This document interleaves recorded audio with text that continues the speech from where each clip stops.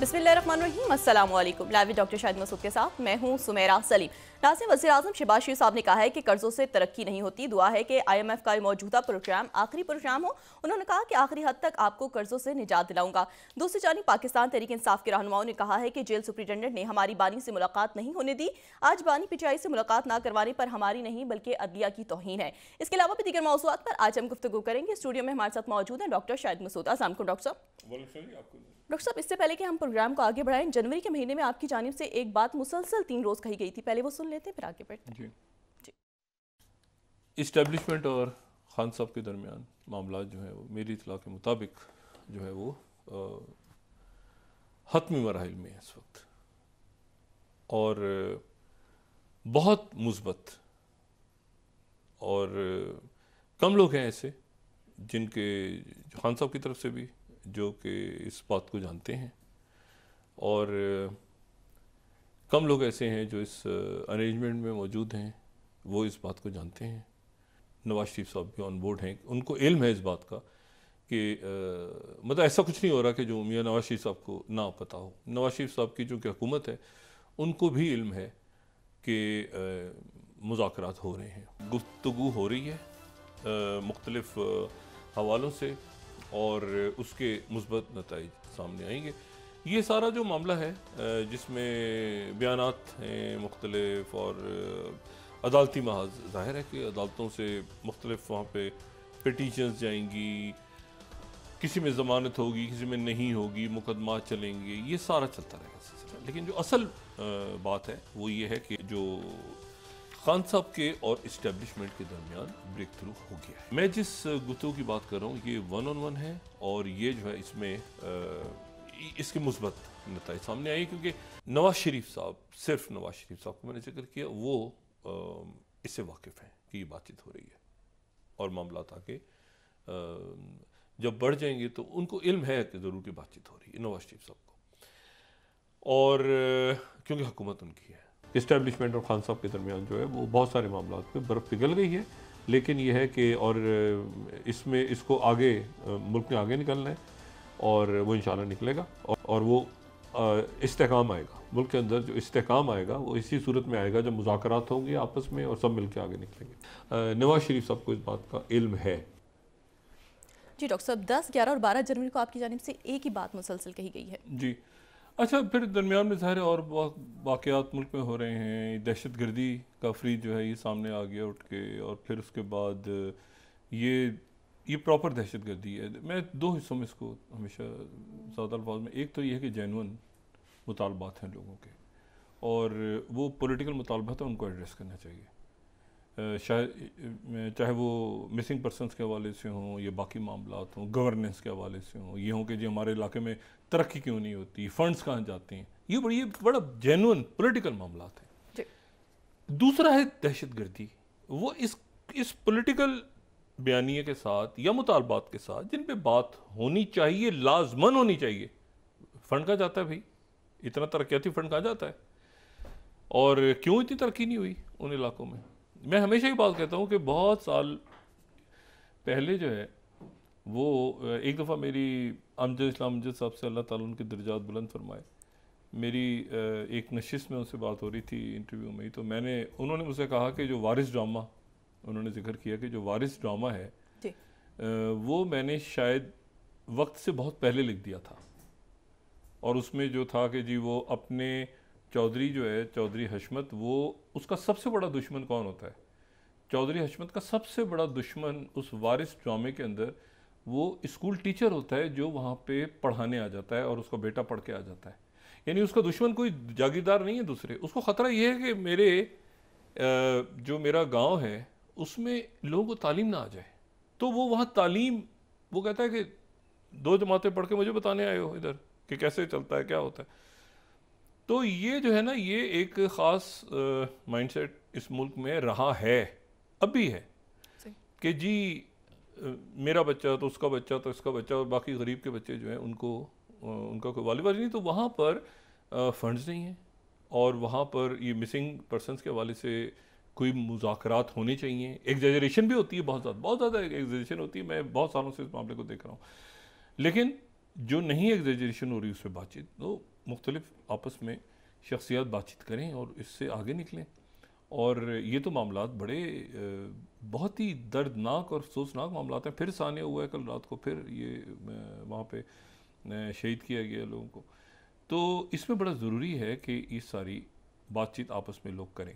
अच्छा, अब मैं आज बस थोड़ी सी बात करके और मैं आगे निकलता हूँ कि ईद के बाद जो है बड़ा बुरा होगा, बड़ी अफसोसनाक सूरत हाल होगी कि अगर सड़कों पे मुजाहरे हों और एहतजाज हो और ये पकड़ धकड़ हो और ये सारा हो, तो या तो ऐसे होगा या ये है कि खान साहब ईद के बाद बाहर होंगे और वो जो हैं वो ख़ुद जो हैं वो इस पूरी जो मुज़ाकराती अमल है सलामती कौंसिल का और बाकी सारे जो मामलात हैं मुल्की सलामती और बाकी, उसमें वो ख़ुद पार्टिसिपेट कर रहे होंगे। ये भी हो सकता है कि पहले उनकी टीम करे फिर वो आएँ, लेकिन ये है कि मैंने आपसे कहा कि ये बदकिस्मती होगी अगर एहतजाज और मुजाहरे हुए। तो जिस मरहले पे आज मैं ये बात कर रहा हूँ, मैं ये कह रहा हूँ कि ये हो सकता है कि एहतजाज मुजाहरे हों जो कि बहुत मुल्क मुतामिल नहीं हो सकता, या ये कि पहले उनकी टीम चली जाए सलामती कौंसिल में, ये सलामती मुल्की सलामती कमेटी में, और फिर वो ख़ुद चले जाएँ और ख़ुद बाहर आ जाएँ। तो ईद के बाद जो है ये दोनों चीज़ें हैं। बाकी ये कि मुलाकातें किसकी नहीं हो रही, किसकी वो ज़ाहिर है सीनियर रहनुमा सारे, लेकिन जिनसे होनी चाहिए उनसे हो रही हैं खान साहब की ठीक है, जिनसे होनी चाहिए उनसे। और ये ये चलती हैं चीज़ें, उसमें गलत फहमियाँ भी होती हैं, कहीं कोई लचक भी होती है, कोई बात भी होती है, मुल्क को आगे निकलना चाहिए। तो मेरा ख्याल से नवाज शरीफ साहब उसमें उनका एक रोल, वो आगे बढ़ें और जो है वो, चूँकि हुकूमत उनकी है ना, मैं इसलिए उनका जिक्र करता हूँ कि हुकूमत में है वो, और मौलाना साहब, अचक ज़ई साहब, शहबाज शरीफ साहब, जरदारी साहब, ये सारे लोग, और फिर उसके बाद जो है वो और भी सारे रहनुमा, मैं नाम अगर मिस कर जाऊँ किसी का, लेकिन ये है कि खान साहब की उसमें मौजूदगी ज़रूरी है। उनकी टीम पहले आ जाए या शायद वो खुद ही पहले आ जाए। अच्छा, तो ये जो है ये मैंने जनवरी, फरवरी, मार्च में मैं ये बात कह के और फिर हम आगे निकलते हैं। मैं इसीलिए बहुत ज़्यादा सियासत पे बात नहीं करता, क्योंकि वो फिर जब मामलात को आगे बढ़ें तो फिर वहाँ पे उसको डिस्कस करके आगे निकलना चाहिए। तो ये जो पॉलिटिकल टर्मोइल है और जो दहशतगर्दी का फ्रीत है, और के नतीजे में इन्वेस्टमेंट्स रुक रही हैं, और फिर एक सोशल अनरेस्ट है पूरे मुल्क में, क्या होगा, सब एक दूसरे से पूछ रहे हैं। तो ये इंशाल्लाह ईद के बाद जो है वो ईद खैरियत से गुजरे दिन, दहशतगर्दी के वाक़यात इन दिनों भी हो रहे हैं, बड़े अफसोसनाक हैं। ये कांस्टेंट है, मैं हमेशा कहता हूँ, दहशतगर्दी, मईशत, ये सारी चीज़ें, ये हर मुल्क में कांस्टेंट फैक्टर्स होते हैं, तभी तो अलर्ट रहते हैं लोग सारे कि भाई लेकिन ये है कि ये हार्डकोर टेररिज्म ज़्यादा आ गया है इस वक्त। तो ये मामलात बेहतरी की तरफ जाएंगे, पॉलिटिकल टर्मोइल ख़त्म होगा, पॉलिटिकल अनरेस्ट ख़त्म होगा। खान साहब ने 1-2 दिन पहले बात की थी ना कि मुझे पता है कौन क्या है। खान साहब का एक जुमला बाहर आया था कि मुझे अच्छी तरह पता है कि कौन क्या है और कौन किसकी बात कर रहा है, उन्हें सब पता है ठीक है, उन्हें सब पता है कि क्या जो है वो, तो उनको कोई बता रहा है ना कि जी कौन लॉयल है आपसे और कौन लॉयल नहीं है, तो बाहर हो सकता है आके फिर पूरी अपनी पार्टी की तंजीमें नौ करें जिन्होंने कुर्बानियाँ दी। मैं एक हाइपोथेसिस पेश कर रहा हूँ कि ऐसा हो, लेकिन ये है कि बहरहाल उनके बाहर आने के, उनकी कमेटी में शिरकत उनकी पार्टी के, अब उसमें शक्ल कोई भी बन सकती है कि मियाँ साहब ने कह दिया, बिलावल साहब की तरफ से बात हो गई, क्योंकि शक्ल कोई भी निकलेगी, लेकिन बहरहाल असल जो बात यह है कि खान साहब की बाहर आमद, कमेटी पहले कमेटी या पहले वो खुद भी, या ये है कि दूसरी सूरत में एहतजाज मुल्क मुतामिल नहीं हो सकता, सड़कें गर्म करने का और ये सारा जो भी कुछ हो रहा है, ये टर्मोइल, इसको ख़त्म करना ज़रूरी है।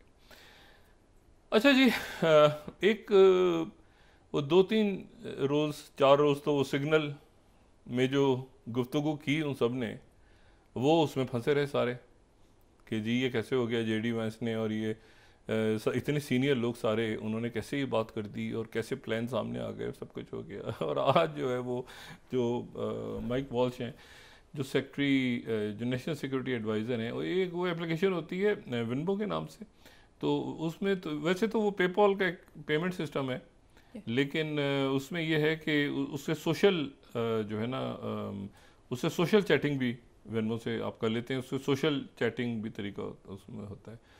तो वो जो है वो जनाब ये वाइल्ड जो है, वाइल्ड एक बड़ी, जो भी टेक्नोलॉजी से रिलेटेड लोग हैं उनको यकीनन पता है वाइल्ड का। तो 22 वाइल्ड पे ये अगर हम स्लाइड दिखा सकें 22, तो उसमें उनका जो वेनमो अकाउंट है वो खुला रह गया, और उसमें उनके सारे दोस्तों के वो 300 पता नहीं 28 हैं कितने नंबर्स हैं, और उसमें उनके लॉयर्स, उनके दोस्त अहबाब, उसमें जो सुजी विलिस हैं जो वाइट हाउस की चीफ ऑफ स्टाफ, अच्छा फिर एक का नंबर मिल जाए तो उसके कॉन्टैक्ट, वो सारे जनाब नंबर शंबर वो उनका खुला रह गया अकाउंट, और वो जो है वो सारे नंबर घूम रहे हैं, वो घूम रहे हैं सारे उनके नंबर, किस किस से बात करते, सबके प्राइवेट ज़ाती नंबर घूमना शुरू हो गए, सब उन्हें नंबर चेंज करवा रहे हैं। साइबर वॉर ये 23 ये भी एक बड़ी इंपॉर्टेंट, जो लोग इससे रिलेटेड हैं वो इस पर ज़रूर जाते हैं, और वो 23 है कि मोर अनक्लासिफाइड डाटा, ये अनक्लासिफाइड ही है ना नंबर है, मगर क्लासिफाइड भी ज़ाती नंबर लोगों के, वो अब जनाब सब नंबर इसका, अच्छा इसका ये नंबर है, इसका ये नंबर है, इसका ये नंबर है, इसका ये फ़ोन नंबर है, इसका ये मोबाइल नंबर है, इसका ये अनक्लासिफाइड है, ये क्लासिफाइड नहीं है, लेकिन नंबर सारे आ गए क्योंकि वो अपना अकाउंट खुला छोड़ के भी, ये नया रौला पड़ा हुआ है। तो लेकिन ये कोई क्लासिफाइड नहीं है, लेकिन अनक्लासिफाइड एक तरह से तो दूसरों के प्राइवेट नंबर क्लासिफाई ही होते हैं, लेकिन जाहिर है कोई नेशनल सिक्योरिटी का इशू नहीं, लेकिन वो पूरा वो भी खुला रह गया, तो एक नई खपड़ी है, तो वो 12 से निकल जाएंगे, और इसे निकल भी रहे हैं। वो जाहिर है कि ये चीज़ें जो हैं, लेकिन ये कि बड़ा डाटा कौन सा पीछे रह गया कौन सा नहीं रहा। MS भी जो वहाँ पे मतलब एक अजीब सी मायूसी सी फैली हुई है कि जी ये वो परेशानी सी है कि किससे किससे क्या बात की पूरी दुनिया में, किसने किससे क्या बात की, और बात जो है वो आगे जो है वो निकल गई। अच्छा, 2-3 बड़े वाक़यात जो हैं जन्म पिछले 24-48 घंटों में, एक तो ये है कि यूरोप खड़ा हो रहा है, और आज प्रेसिडेंट मैक्रोन की दावत पे कोई 30 के करीब लीडर्स जो हैं वो यूरोप में पेरिस में जमा हो रहे हैं, वो कोलिजन ऑफ विलिंग दोबारा, और कोलिजन ऑफ विलिंग में वो उन्होंने मुस्तरद कर दिया ये प्लान, जो टॉक्स हुई हैं रशिया की और अमेरिका की और प्रेसिडेंट ट्रंप की जो बातचीत चल रही है उसको यूरोप ने मुस्तरद कर दिया, और उन्होंने कहा है कि हम यहाँ पे इसको नहीं मानते किसी सूरत, और हम यहाँ पे अपनी दिफाई साजो सामान है उसको भी हम तैयार करेंगे और हम आगे लेके जाएंगे, और हम किसी सूरत जो है वो हम तस्लीम नहीं करेंगे जो भी बातचीत हुई है यूरोप को माइनस करके, अमेरिका की और रशिया की, और ये जो है ये यूरोप की जंग है, और यूरोप के को माइनस करके ये पॉसिबल ही नहीं कि जो है कोई यहाँ पे दूसरा दो फरीक बैठ के बात कर लें और पूरे यूरोप को बाईपास करें। तो हम यूरोप को बाईपास करके ऐसा नहीं होने देंगे। अच्छा, ये यूरोप के अंदर इसलिए बेचैनी ज़्यादा पैदा हुई कि 25% जो टैरिफ्स हैं वो प्रेसिडेंट ट्रंप ने आयद कर दिए, और वो जो है वो 2 तारीख से तलाक होगा, उसको लिबरेशन डे उन्होंने कहा है, और ये जो ऑटो मोबाइल इंडस्ट्री है उसके ऊपर ही उन्होंने लगाए हैं। अब जाहिर है कि जर्मन, जापान, अच्छा सारी दुनिया पे लगाए हैं ना ऑटोमोबाइल इंडस्ट्री पे, तो जापान से आप देखें होंडा, सॉरी जापान से टोयोटा, ठीक है ना, बड़ा मॉडल जापान से, साउथ कोरिया इसमें इफेक्ट हुआ उनका किया और होंडाई, और उसके बाद फिर यूरोप से आप देख लें तो BMW और ये सारी जो ब्रांड्स हैं, मर्सिडीज़ और ये सब, तो शेयर सबके गिर गए। इंडिया से जो टाटा मोटर्स हैं उनके भी शेयर गिरे आज, क्योंकि वो जो है वो टेस्ला के साथ उनकी ज़ाहिर है बहुत सारे पुर्जे, बहुत सारी चीज़ें किसी और मुल्क में तैयार होती हैं, वो नाम कहीं और का होता है। तो ये है कि जनूबी कोरिया में होंडाई, उनके शेयर्स गिरे आज, और उनकी सिस्टर कंपनी जो किया के नाम से जो गाड़ियाँ हैं सारी, ये साउथ कोरिया, उनकी ब्रांड्स गिरी, और उसके बाद जो है वो ये मतलब इसका पूरा साउथ कोरिया में आप देखें ना, निसान और होंडा उनकी बड़ी ब्रांड्स हैं, उनका जो है वो 3.75 उनके शेयर्स गिरे हैं आज निसान के, और फिर उसके बाद जो होंडा है उनके शेयर्स गिर गए पूरी दुनिया में। और ये जो है इसके बारे में बात ये हो रही है कि $11 बिलियन जो हैं, $11 बिलियन वो फ़ौरन चंद ही घंटों के अंदर वाइप आउट हो गए ऑटोमोबाइल इंडस्ट्री के। अब एक महंगाई का तूफान आएगा अमेरिका में और उसके पूरी दुनिया में आएगा, क्योंकि तकरीबन 10% जो इसमें मेरे ख्याल से जापान की वर्कफोर्स जो है वो 10% तो ऑटोमोबाइल इंडस्ट्री के साथ वाबस्ता है उनकी वर्कफोर्स।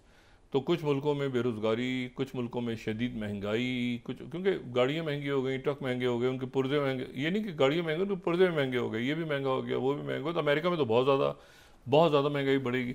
लेकिन दूसरे मुल्क आपस में इसको कैसे देखते हैं इसको, और रेसिप्रोकल टैरिफ्स अभी आएंगे 2 तारीख को, तो उसके बाद क्या सूरत हाल बनेगी, तो ये सारा कुछ एक स्यापा पड़ा। इसमें यूरोप खड़ा हो गया।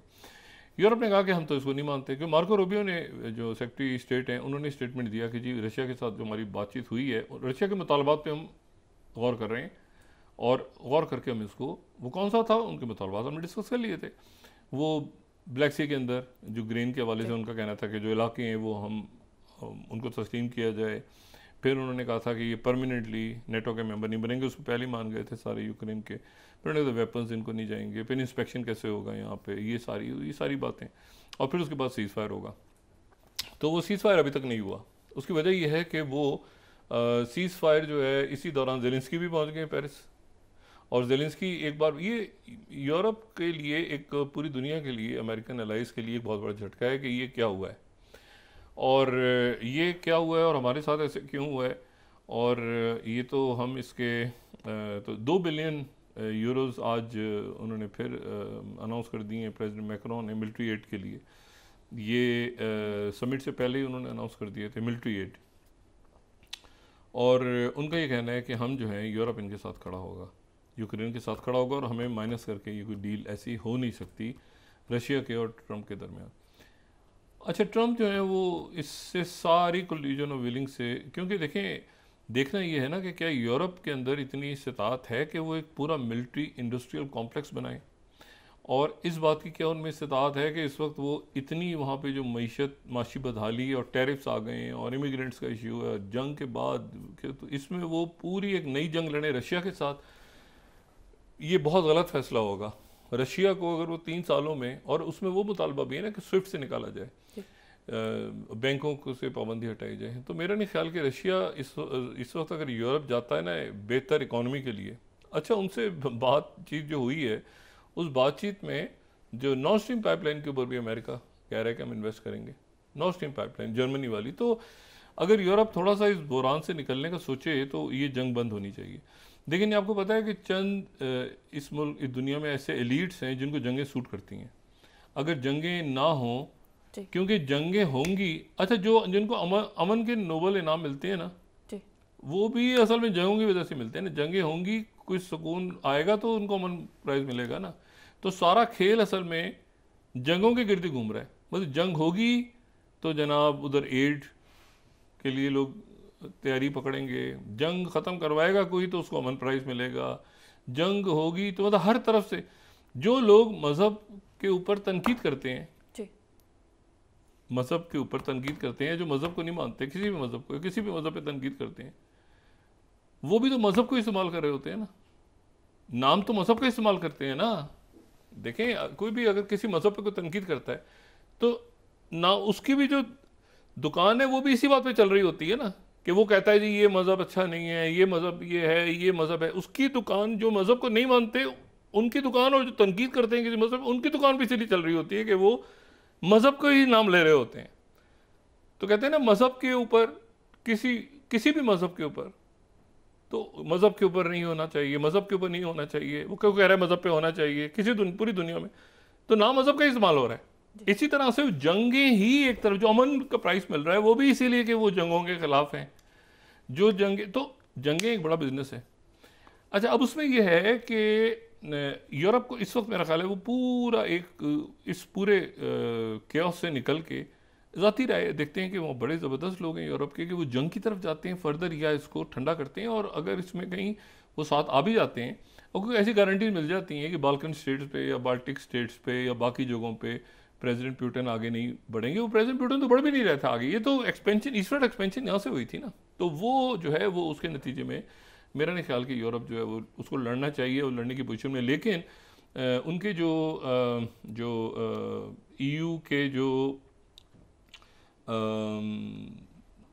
उनके जो ट्रेड और उनकी तिजारत सारी जो है उसको जो देख रहे हैं, उसके जो हेड हैं, तो वो हैं सर्वोचिक उनका नाम है। तो सर्वोचिक जो है वो अमेरिका गए और वहाँ से टैरिफ्स का ऐलान हो गया। अब मैं यहाँ कोट कर रहा हूँ 10th स्लाइड। EU ऑब्जर्वर ये कह रहा है कि EU subject leaves Washington empty handed after intense trade talks खाक होनी थी, वो जो हैं वो तो वहाँ से उनको तो उन्होंने खाली हाथ भेज दिया, वो बात ही नहीं सुनी अमेरिका ने। वो गए थे बेचारे कि मैं यहाँ पे कोई ट्रेड टॉक्स करूँगा, कुछ ये करूँगा, वो खाली हाथ पहुँच गए।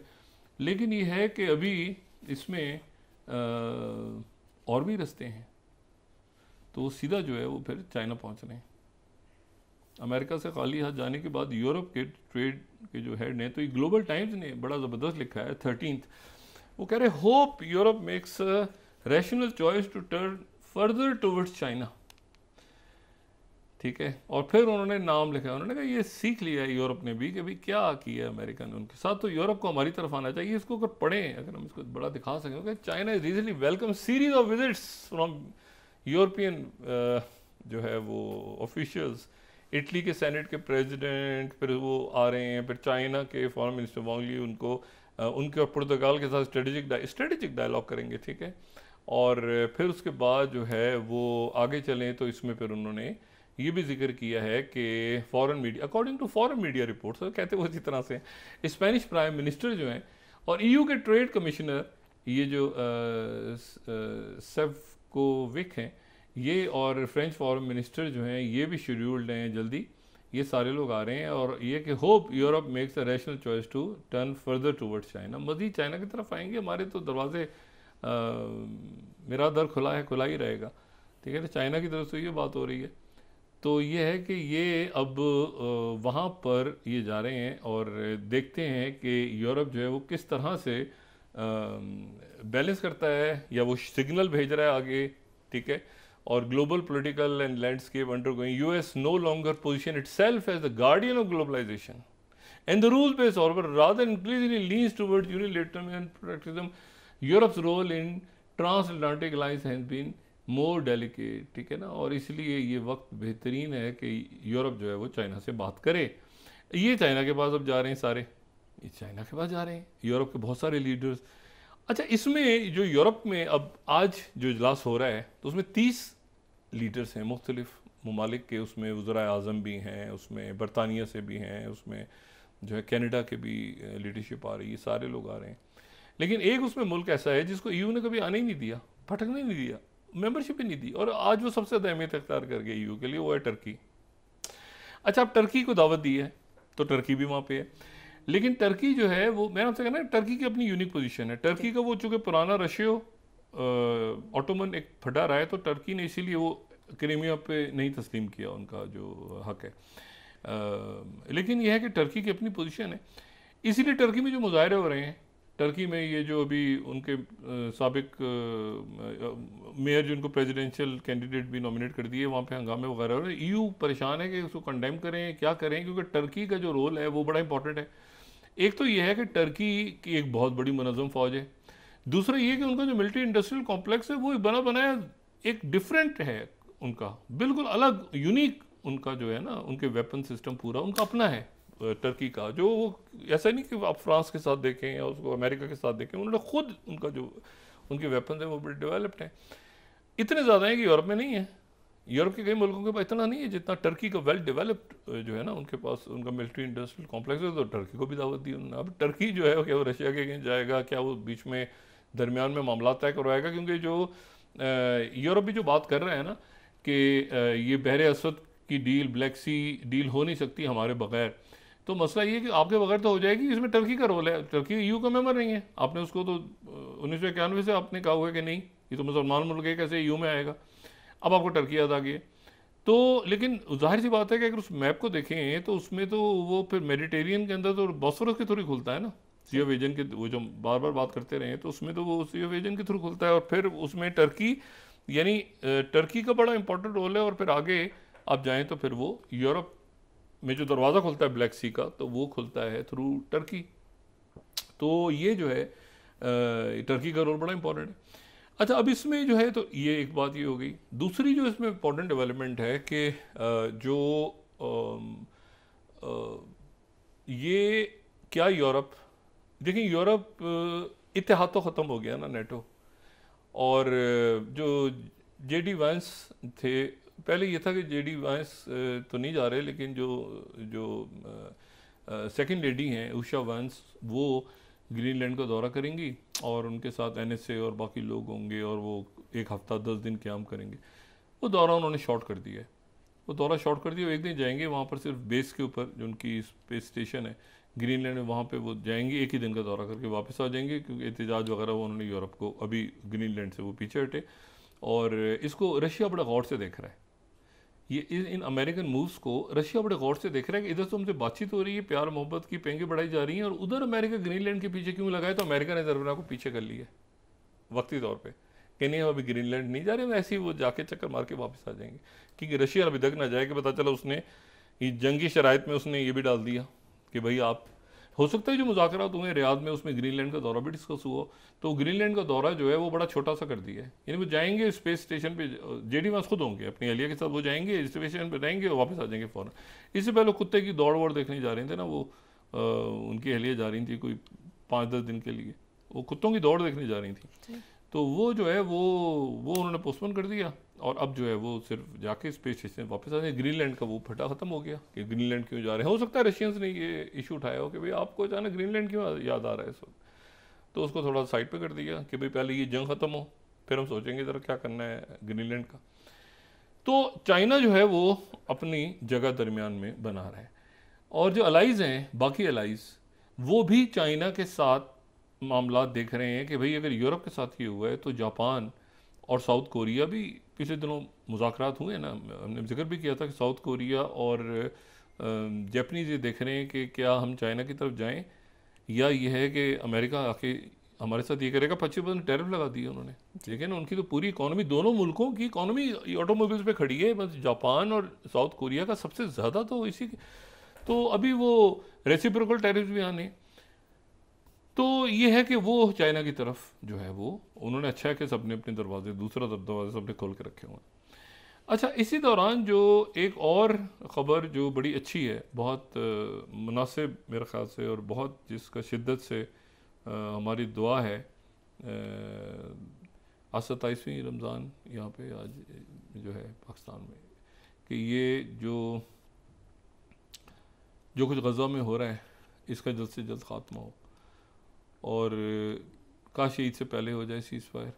लेकिन अभी जब हम बात कर रहे हैं तो उसमें बड़ी पेशरफ्त हुई है, और बड़ी पेशरफ्त हुई है कि स्टीव विटकॉफ का जो प्लान था, वो स्टीव विटकॉफ का प्लान जो है उस पर अमल दरामद बहुत हद तक शुरू हो गया। कुछ उसमें इजिप्ट की तरफ से, कुछ हमास की तरफ से, कुछ बाकी, ये सारा चल रहा था पस मंज़र में। सामने तो बात हो रही है ना, गज़ा पे हमला कर देंगे, उन्होंने हमला भी किया, शहीद भी कर दिए लोग, सब कुछ किया।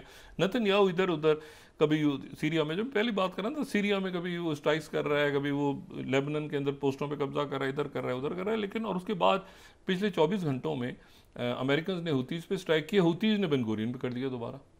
यानी हुती जो है वो अमेरिकन शिप्स पे कम कर रहे हैं, वो अमेरिकन उन पे करते हैं, वो आगे उधर कर देते हैं स्ट्राइक। उन्होंने फिर स्ट्राइक, फिर सायरन बज रहे हैं पूरे इसराइल के अंदर, वो भाग रहे हैं, दौड़ रहे हैं, क्योंकि अरब ममालिक के दरमियान में नहीं रोक रहे। तो इशू ये है कि वो फिर आज इसराइल पर अटैक हो गया दोबारा। तो और इस तरह से अमेरिकन को ये बात अच्छी तरह पता है कि एयर स्ट्राइक से जंग नहीं जीती जाती। मतलब कोई जंग जीती होगी, मैं ये नहीं कह रहा कि कोई नहीं जीती होगी, हो सकता है कोई जीत ली हो, लेकिन जितनी जंगें आप बड़ी देखें, अफगानिस्तान हो या पहली खलीजी जंग में भी चलें जीत ली थी, जो भी किया था ग्राउंड ऑफेंसिव करना पड़ा था ना। इराक में जहीं आप एयर स्ट्राइक्स करते रहें तो नीचे उतरे ना ज़मीन पे, तो फिर उसके बाद असल खेल तो वहाँ फंसते हैं ना। तो ये ऊपर से एयर स्ट्राइक्स कर करके और बॉम्बिंग, इतने बड़े बड़े 2-2 हज़ार 5-5 हज़ार पाउंड के वजन बम गिरा के और हज़ारों लोग शहीद करके, लेकिन जब नीचे उतरे हैं तो फंसे, बार बार फंसे। इस ग्राउंड ऑफेंसिव करना बड़ा मुश्किल काम होता है। एयर स्ट्राइक से ना ऊपर से देख के आपने बटन दबाए और जंग, ऐसे नहीं होता। तो ये अभी बस आप वक्फा लें, बस उसके बाद बात आपसे करता हूँ कि कतर पहुँच गई है टीम मिस्र की, और उसमें ये बात तय हो रही है कि ये सीज़फायर के मामला आगे बढ़ रहे हैं बहुत तेज़ी के साथ। इसराइल जो है वो चूँ जहाँ इसलिए नहीं कर रहा क्योंकि इसके ऊपर अमेरिकन और अरब ममालिक सारे और हमास और बाकी फ़लस्तीनी अथॉरिटी और सारे के सारे इस प्लान के ऊपर आमादा हो चुके हैं। ये असल में इसराइल ने फ्लोट किया हुआ है शुरू में, लेकिन बाद में वो भाग गए, तो उसको मेरे ख्याल से उनको भी आज मैसेज पहुंच गया है। और हो सकता है कल जब हम बात कर रहे हो तो इसराइल की टीम्स भी आज रात को फ्लाई करके कतर और इजिप्ट चली जाएं और वहाँ पे ये टॉक्स आगे शुरू हैं। स्टीव विथकॉफ भी मेरे ख्याल से पहुँच गए हैं यहाँ पे मिडल ईस्ट में। जी नाज़रीन वापस आते हैं छोटे से ब्रेक के बाद।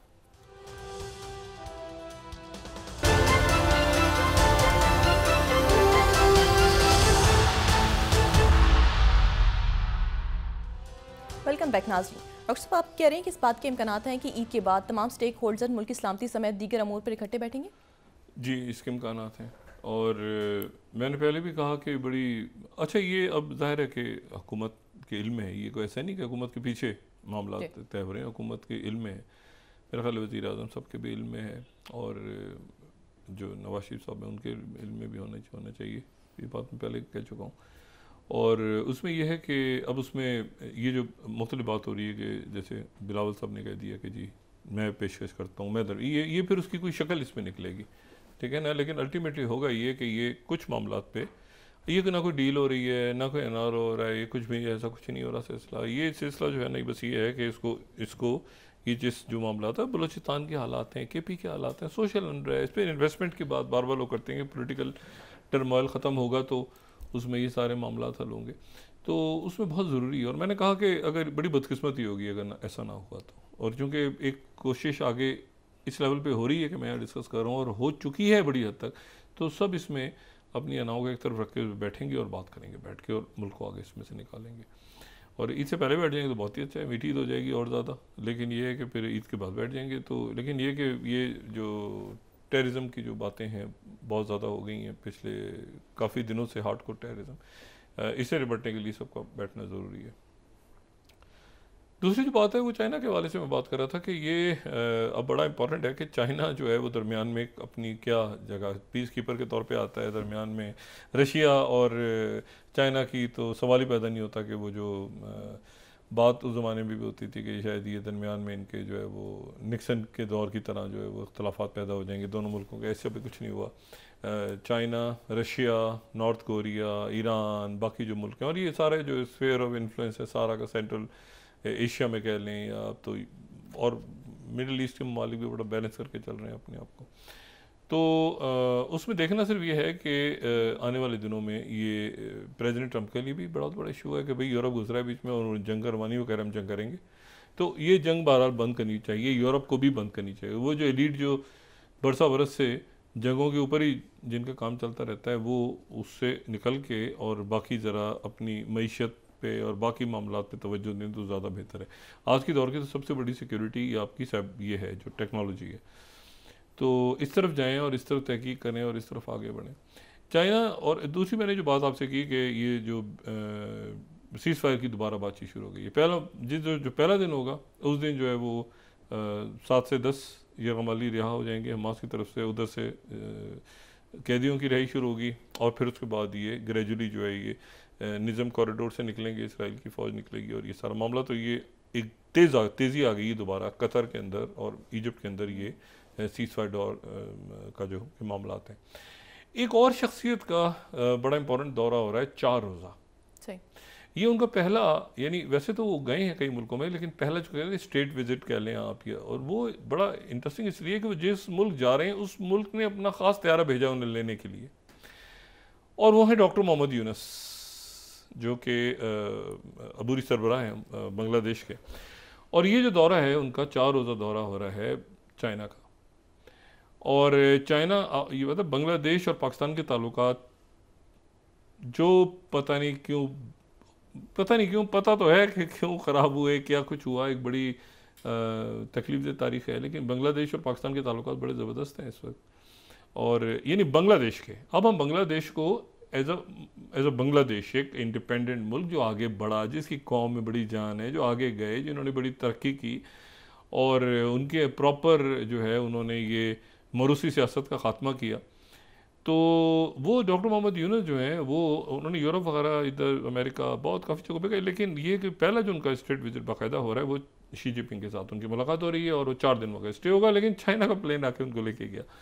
तो अब ये बात है कि ये हमारे लिए बड़ी अच्छी बात है, क्योंकि अगर बांग्लादेश के ताल्लुकात अमेरिका के साथ भी अच्छे होने चाहिए, लेकिन चाइना के साथ भी अच्छे होने चाहिए, लेकिन इसको ज़ाहिर है इंडिया जो है वो देख रहा है कि भाई क्या हो रहा है, हमारे दाएँ बाएँ क्या हो रहा है। अच्छा, इस तरफ तो हमारे यहाँ पे तो पॉलिटिकल टर्मोइल है और मामला कुछ ऐसे हैं कि जो बहुत आइडियल नहीं है, लेकिन ये है कि ये मामला ठीक हो सकते हैं। जो मैन मेड क्राइसिस है उसे हम ख़त्म कर दें, और बाकी जो मैन मेड क्राइसिस ख़त्म हो गया तो बाकी तो जो दहशत गर्दी और ये वो सारा ये देखें चाइना का स्फीयर ऑफ इन्फ्लुएंस है, और ये उसमें अफ़गानिस्तान भी आता है, अफ़गानिस्तान भी आता है, ये रशिया चाइना यहाँ पे सारा। तो वो जो बात है ना कि अमेरिका यहाँ पे दोबारा बगराम पे आना चाह रहा है, और वो कहते तो हैं प्रेसिडेंट ट्रम्प, मगर ये वो उनका एरिया है नहीं, ये उनका यहाँ पे बगराम पे आके चीन पे नज़र रखेंगे, मतलब अजीब सी बात है ना, वो चीन पे नज़र रखने के लिए हमें बगराम चाहिए, तो इतना आसान नहीं होता। तो ये है कि वो मेरे ख्याल से जैसे देखें ना, वो एक ग्रीनलैंड से पीछे हटे, वो बाकी चीज़ों से हम अब चीन से दोस्ती करना चाह रहे हैं, लेकिन हमें एक चाहिए यहाँ पे भाई हम नज़र रखें। तो मेरा नहीं ख्याल कि वो ऐसा कोई उनका हो सकता है कोई आइडिया किसी ने पेश किया हो, बगराम ज़ाहिर है उन्होंने बनाई थी, बिल्ड की थी पूरी, उसको देखते हैं कि अब वहाँ पे इंडिपेंडेंट देखें, एक आज़ाद मुल्क है, आज़ाद मुल्क है जो अफ़गानिस्तान है, और हमारा उनसे बड़ा ज़बरदस्त ताल्लुक़ है और हमेशा रहना चाहिए। इशू क्या है कि उनकी सरजमीन जो है वो दहशत गर्दी का इस्तेमाल हो रही है, ये तो बड़ा यानी ये तो बड़ी बुनियादी सी बात है भाई कि आपके तो उसको देखें वो करें, लेकिन एक उनकी प्रॉब्लम्स हैं, अब उनकी जो भी प्रॉब्लम्स हैं वो प्रॉब्लम हल होने चाहिए। और ये कि ये जो हो रहा है अब बलूचिस्तान में या केपी में बाकी जगहों में, ये तो टॉलरेट ही नहीं हो सकता, नहीं तो ज़ीरो टॉलरेंस है।